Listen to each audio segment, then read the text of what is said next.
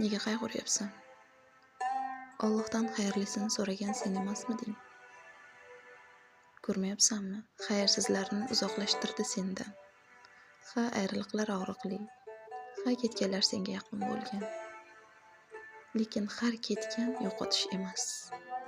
Ba'zida ketishgani hayotingga Allohning bergan eng katta hadyasi bo'ladi. Chunki ba'zilar sen bilan qolganida yo'lingni to'sardi, qalbingni zararlardi, balki orzularingga yetkazmasdi. Alloh seni yomonlikdan o'z yo'li bilan saqlayapti. Sen esa shunchaki yo'qotdim deb o'ylayapsan.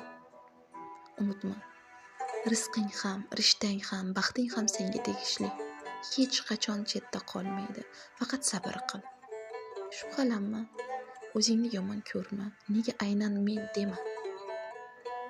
Balki shu men uchun xayrli deb bil. Axir seni Alloh yaratgan.